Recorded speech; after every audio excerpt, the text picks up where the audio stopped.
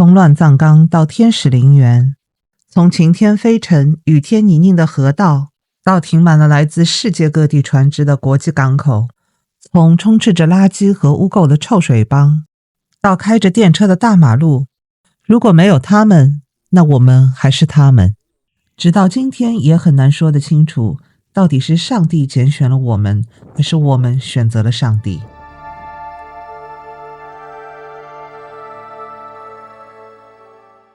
有人认为法国是占了上海的便宜，殖民了上海，拿下了绝佳的地段，变成了法租界。这话可能只说对了后面一半。其实法国没有参与第一次鸦片战争，而马神父事件是法国加入第二次鸦片战争的导火索。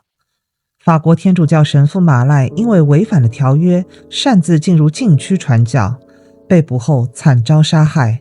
这激怒了法国。还记得上期节目中因为苏州杀降案而导致华尔洋枪队的第二任队长戈登差点就要因此和李鸿章决斗的事件吗？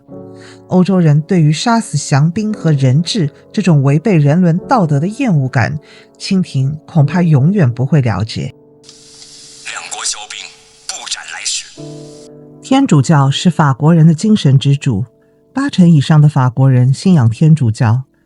法国最著名的巴黎圣母院和巴黎圣心大教堂都是天主教堂，所以杀了天主教的神父等同于挖了法国人的心脏。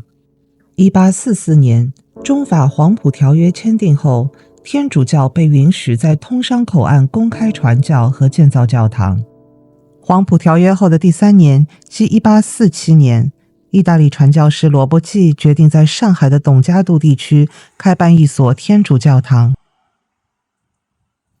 1853年，该天主教堂落成并开堂。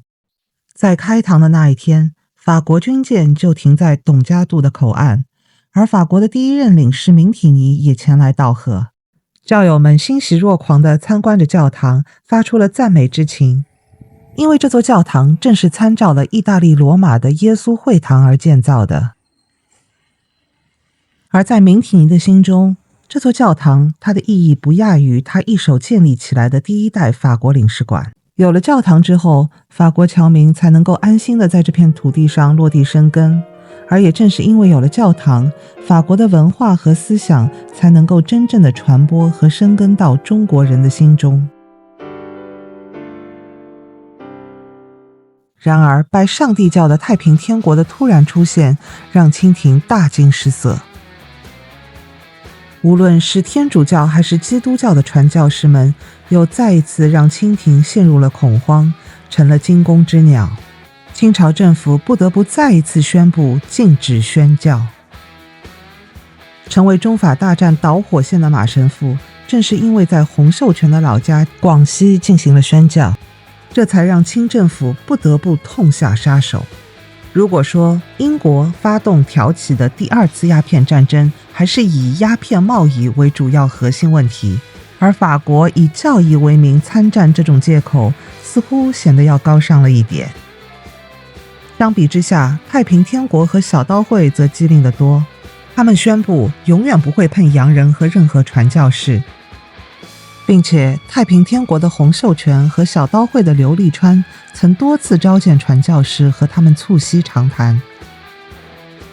虽然身为叛军，但是拥有这样的气度和大将之风，深得英国和法国的好感，同时也赢得了租界内法侨和英侨们的怜悯和支持，这也是法国和英国在最初表示中立的原因之一。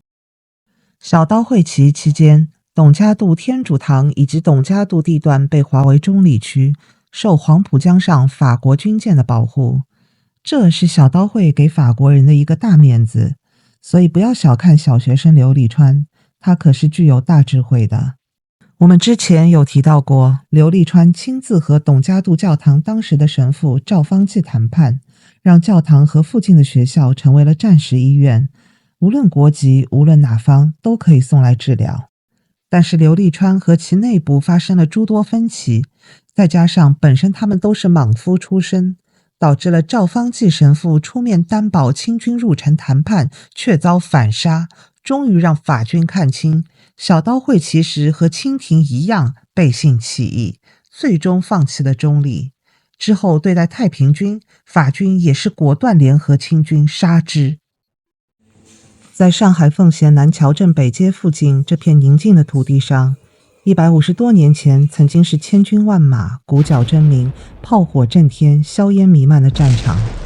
1861年，太平军进攻奉贤，他们构筑起壕沟，架上土炮。英法联军、华尔洋枪队和李鸿章的淮军死士们，总共8000余人与太平军再次对垒。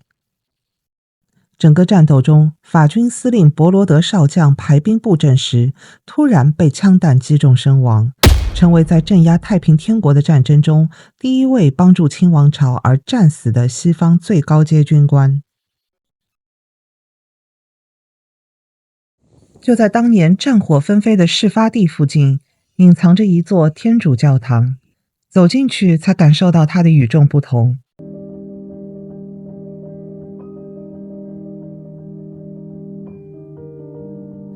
这里就是伯罗德寺。伯罗德战死后，奉贤民众集资捐款，南桥当地一大户人家还献出了自己的地皮。这座教堂的正立面是双柱的艾奥尼柱，融入了中国本土风格。门帘和牌匾是中国传统古建门府的仪规，其余部分则是中国庙堂建筑样式为主。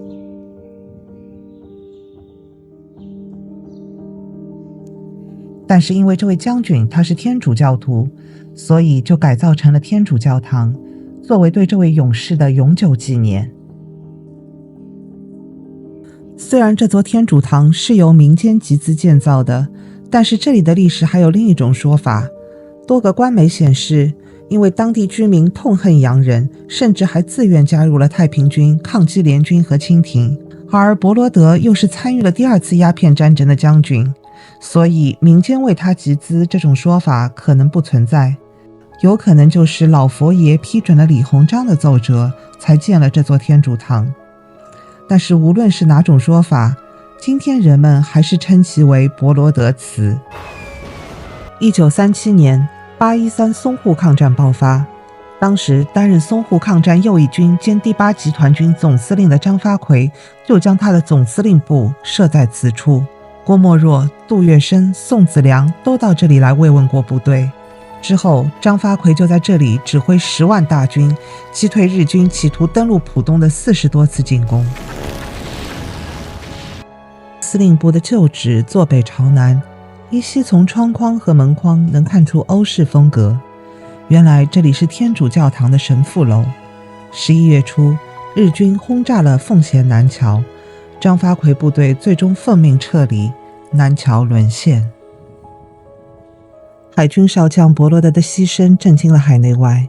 他的尸体当晚经水路运回上海，遗体被送到了洋泾浜天主教堂，在那里举行着盛大的追思会，上海道台和地方官员均有出席。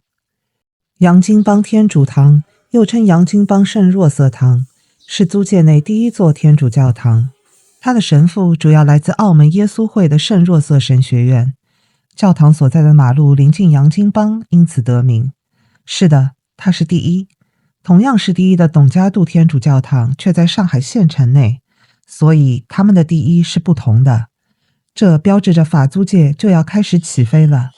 别忘了，那是法租界还是坟地呢？并没有人，又何来教堂？传教士们几百年来冒着生命危险，前赴后继地努力宣教，终于迎来了时机。彼时天主教已在上海有所根基，而叛军背信弃义，几次屠城，让城内的灾民只能润。和现在的走线不同，这个距离连爬都能爬得到。现在豫园商城的入口，以前上海县城的新北门，从这里出来只要跨过一条街，便能直接到达法租界的四川南路。法军当年也正是沿着这条马路冲向了上海县城的北门，也就是我们介绍过的北门之战。而洋泾浜圣若瑟堂也正在四川南路上，离北门不远。不断涌入的人群为圣若瑟堂带来了众多的教友，从此圣若瑟堂变成了教区的中心。伯罗德下葬后的8年，他的铜像树立在了法国公董局的院子里，这也是上海第一座铜像。起初，法国公董局希望铜像建在领事馆内部，但是法国领事以花园是法国外交部的财产而加以拒绝，这是不是很不可思议？法国公董局成立之初，效仿了英租界的工部局，明确了法国领事不能干涉。法国与英国的体制完全不同，作为大政府，这是对法国体制的挑衅，从此结下了梁子。法国内部的宫斗剧也为近代史上的革命团体提供了发展的土壤，这就是共产党会诞生在法租界的重要原因。其实国民党也诞生在这里，正因为法租界充斥着各式各样的人物，巡捕房和监狱孕育而生了。这标志着上海进入了法制化的时代，各种帮派、党派纷纷登上了历史舞台，为上海增添了最魔幻的一页。